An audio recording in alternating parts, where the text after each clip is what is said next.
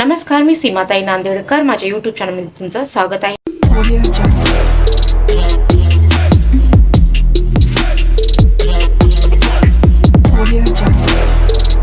तर आजचा ब्लॉग तुम्ही पूर्ण बघा. तर आज मला कामाला जायचं आहे 5 वाजता, कारण भाभीची कोणची मैत्रीण येणार आहे, म्हणून मला 5 वाजता बोलले. कारण एक्स्ट्रा जेवण बनवायचं आहे मला, आणि मला 2 दिवस सुट्टी पण दिली आहे त्यांनी. म्हणतानी गुरुवारी आणि शुक्रवारी एक सुट्टी मी स्वतःहून घेतली आणि एक भाभीनं दिली. भाभी कुठेतरी बाहेर जाते म्हणून, आणि त्यांची आज मैत्रीण येणार आहे, तर मला थोडं एक्स्ट्रा जेवण बनवावं लागेल, म्हणून मला लवकर बोलले त्यांनी. तर आता मला स्वतःचं म्हणजे घरी पण जेवण बनवायचं आहे मला. तर आज मी मुगाची डाळ टाकून सपक खिचडी करणार आहे आणि झिंग्याची चटणी बनवणार आहे आज घरी खाण्यासाठी.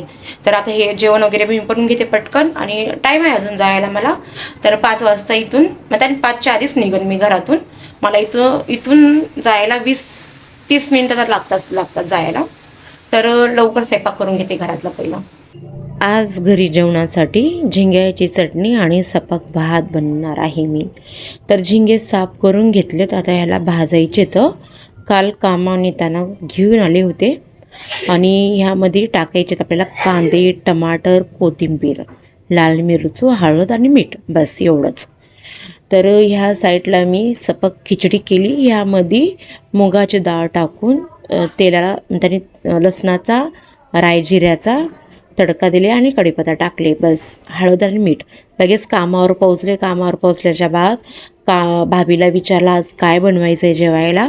तर भाभीनं सांगितलं आज बनवायचं आहे बटर पनीर, अजून चना मसाला, जिरा राईस, अजून सलाड, अजून 2 अंडे उकडून ठेवायचे. तर पाणी मी ह्या फिल्टरमधलंच घेते. तर म्हणजे स्वयंपाक करायला सुद्धा मी फिल्टरचंच पाणी वापरते, ते नळाचं पाणी वापरत नाही. भाभी मला बोलली होती की दीदी की फिल्टरचंच पाणी वापर. मग तेव्हापासून मी फिल्टरचंच पाणी वापरते, आणि चांगलं पण असते फिल्टरचं पाणी पिलेलं. तर 2 बाटल्या मी भरून घेतल्या होत्या स्वयंपाक बनवण्यासाठी. तर ह्या साईडला मी भात शिजवायला टाकले, चना शिजवायला टाकले, आणि हे बटर पनीरसाठी साहित्य सगळं मसाले वगैरे काढून ठेवले. हे पनीर आहे बघा, अजून हे बटर आहे, ते सगळं तयारी करून घेतली मी. आता तडका द्यायला लागले. तडका म्हणजे त्यांनी तेल आहेत ना, खूप कमी तेल खातात, तर मला लय सांभाळून वापरावं लागते ते तेल. तरी पण मी थोडंफार जास्त टाकतेच तेल माझ्यानं, कारण आपल्या घरी आपण तेल जास्त खातो, तुम्हाला माहिती आहे. आपल्या तेलाशिवाय आपल्याला कोणचीच भाजी चव लागत नाही. तर ह्यासाठी मी तेल थोडंसं जास्त टाकते.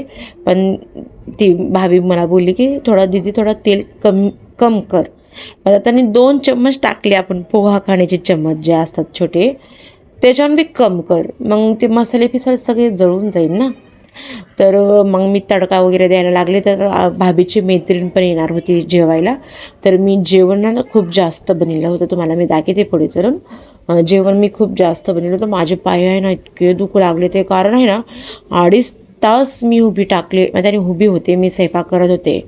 अजून मेन बात म्हणजे कसं माहिती आहे काय, आपलं जेवण त्यांना कसं लागते, टेस्ट लागते की नाही, आणि नवीन डिश बनवायचे, म्हणजे नवीन रेसिपी बनवायची आपल्याला. त्यांनी जे सांगून ते आपल्याला बनवावं लागते. असं नाही की आपण पटकन बनवायचं की डाळ टाका मेथीची भाजी केल्यानंतर चला आपल्याला पटा. तर त्या लोकांचं तसं नसतं. त्या लोकांचं ना एकदम पनीर, हे ते राजमा, जिरा राईस, हे अलग तरीक्याचं त्यांनी जेवण करतात. मग त्यांनी कसं ते आपण आपल्या घरी आपण ते सणालाच खाऊ शकता, तसं ते रोज खातात.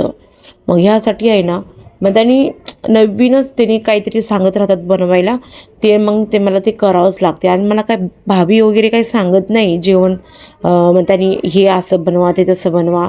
त्याने फक्त नावं सांगतात की आज हे बनवायचं आहे, ते बनव. कारण मला पहिल्यापासून रेसिपीचा खूप छंद आहे, मग त्याने मला आवड आहे जेवणाची. तर मग मी ना जेवणाची आवड आहे, तर मग मी कोणचं पण रेसिपी असू दे, मी विचार नाही करत की हे मला येत नाही, मला येतेच असं दाखवते मी. तर इथं आता मी बटर पनीर करते, हे तुम्हाला मी सांगते बघा. मी ना कच्चा कांदा वाटून घेतला आहे, आणि तेलामध्ये खडा मसाला टाकून घ्या, दालचिनी ते टाकले, नंतर कांदा टाकले, त्याच्यामध्ये कच्चा वाटून घ्यायचं कांदा. टमाटर पण कच्चं वाटून घ्यायचं, कांद्याला थोडंसं लाल लाल होऊ द्यायचं, नंतर टमाटर टाकायचं, नंतर त्याच्यामध्ये मसाले टाकायचे सगळे, पनीर मसाला, धनिया पावडर, जिरा पावडर, हे सगळं टाकून घ्यायचं. लाल मिरचू आपल्याला मीठ, हळद हे सगळं टाकून घ्यायचं. नंतर एका साईडला तव्यामध्ये थोडंसं तेल टाकायचं, बटर टाकायचं, त्यावर पनीर टाकायचे, त्यावर लाल मिरचू, अजून हळद आणि मीठ हे टाकून थोडंसं फ्राय करून घ्यायचं पनीरला. नंतर त्याच्या भाजीमध्ये टाकायचं, ते जे मिश्रण आपण केलं ना आपण त्याच्यामध्ये ते टाकायचं. ते कच्चं जे कांदा ते वाटून घेतलेलं आहे ना त्याच्यामध्ये टाकायचं.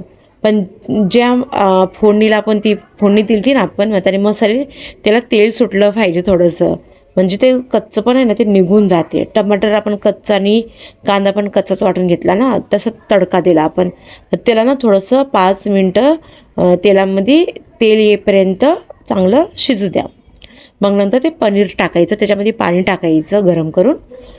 नंतर पाणी टाकल्याच्या बाद पनीरला पण छान हे करून घ्या म्हणतानी ह्याच्यामध्ये बटरमध्ये, कारण ते नंतर कडक नाही होणार, ते पनीर खाण्यासाठी नरमच राहणार. हे बघा अशी हे ग्रेव्ही झाली आहे मस्तपैकी.